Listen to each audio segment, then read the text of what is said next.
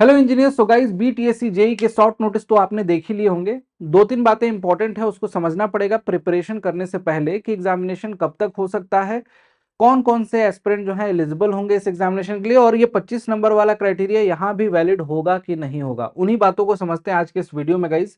सबसे पहले हम लोग समझते हैं कि जो शॉर्ट नोटिस आई थी उसमें इंपॉर्टेंट डेट क्या थी। देखो, 15 अक्टूबर से 15 नवंबर तक की फॉर्म फिलिंग की डेट थी। आप सभी को पता है कि एक महीने तक फॉर्म फिलिंग चलेगी, नवंबर मिड तक।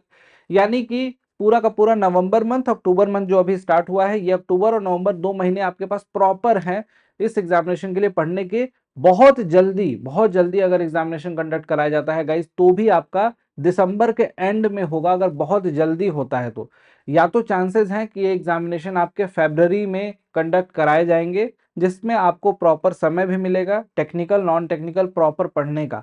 तो मैक्सिमम चांसेस हैं कि फरवरी में ये एग्जाम कंडक्ट कराया जाए। लेकिन हाँ, अगर बहुत जल्दी कराया जाता है तो मैं आपको बताता हूँ, जनवरी के फर्स्ट वीक में एग्जामिनेशन कंडक्ट कराया जा सकता है।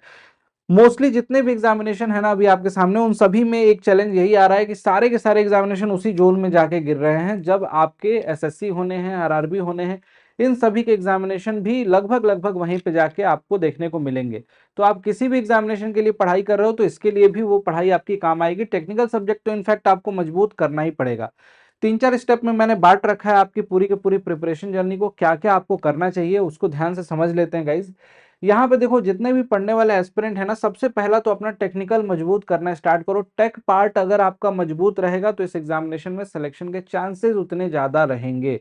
तो टेक्निकल पार्ट पे पूरी अच्छी तरीके से कमांड बनाइए, जितना ज्यादा हो सकता है, जितना ज्यादा एफर्ट लगा सकते हो टेक्निकल पार्ट पे लगाइए।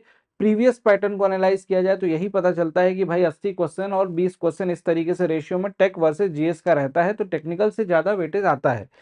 तो टेक्निकल पार्ट पे कमांड बनाने का मतलब है कि आप हर सब्जेक्ट को पढ़ना स्टार्ट कर दीजिए। अभी बैचेस के बारे में बताऊंगा कि कौन से बैच से आपको सारी क्लासेस मिल जाएंगी, उन क्लासेस को कर सकते हो।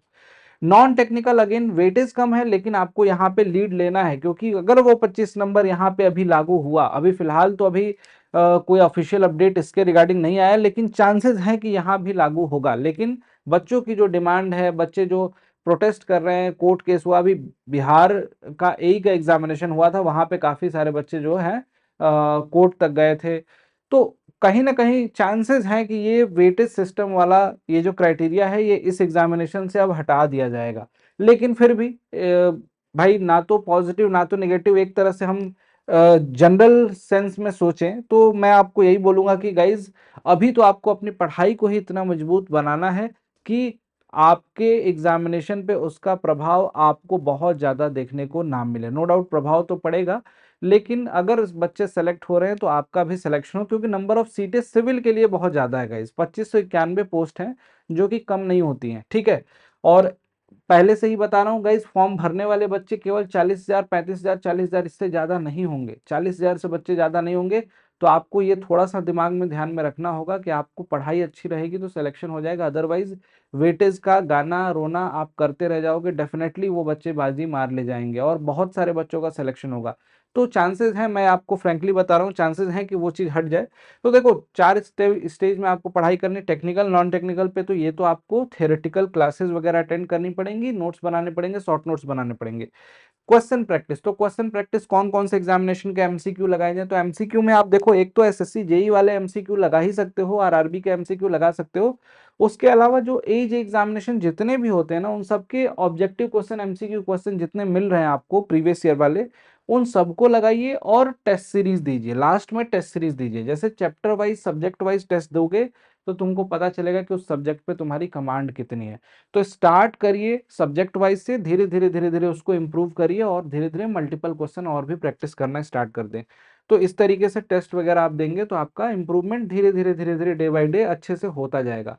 अब रही बात, ये सब कुछ कहाँ मिलेगा, तो ये सारी चीजें आपको महापैक के अंदर मिल जाती है। चाहे सिविल की बात करूं, मैकेनिकल की या इलेक्ट्रिकल की, तीनों ही महापैक अड्डा 24/7 एप्लीकेशन पे अवेलेबल हैं। और इन महापैक पे अगर आपको डिस्काउंट चाहिए तो ये डिस्काउंट कूपन कोड है Y293, इसका उपयोग करेंगे तो लोवेस्ट प्राइस में ये महापैक आपको मिल जाते हैं।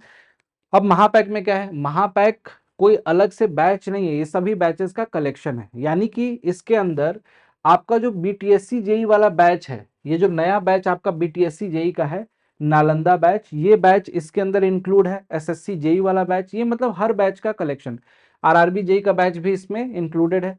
तो गाइज इस बैच को अलग से भी आप ज्वाइन कर सकते हो सिंगल बैच, या फिर आप महापैक को ज्वाइन कर लोगे तो ये वाला बैच मिलेगा ही, test series, e book, RRB, SSC सारे बैचेस का कलेक्शन मिल जाएगा।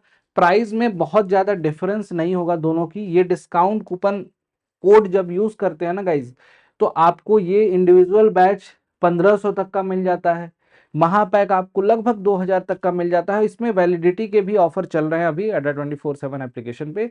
जरूर जाना, विजिट करना, अगर आपको जरूरत है तो पढ़ाई स्टार्ट कर दीजिए। सारी क्लासेस, कॉम्प्रिहेंसिव क्लासेस मिलती हैं, रिकॉर्डेड वीडियोस मिल जाती हैं महापैक में, आपको मल्टीपल टाइम्स उन वीडियोस को देख सकते हैं आप लोग। तो अगर आपको लगता है कि आपको पढ़ना चाहिए तो डेफिनेटली जाइए और एक एक लेक्चर्स को देखना स्टार्ट कीजिए, पढ़ना स्टार्ट कीजिए, धीरे धीरे इंप्रूव कीजिए और सिलेक्शन तक पहुंचिए। आई होप आपसे मुलाकात होगी बैचेस में गाइज। और यहाँ पे देख सकते हो ये नालंदा बैच जो है 16 अक्टूबर से स्टार्ट हो रहा है। फॉर्म फिलिंग जब से स्टार्ट हो रही है उसी दिन से एक तरह से बोल सकते हो। तो ये बीटीएससी जेई सिविल के लिए है, बाकी ब्रांचेस के लिए भी अवेलेबल है, एप्लीकेशन पे जाके वहां से ज्वाइन कर सकते हो। Thank you so much, bye bye, take care, till then keep learning, पढ़ते रहिए, स्वस्थ रहिए।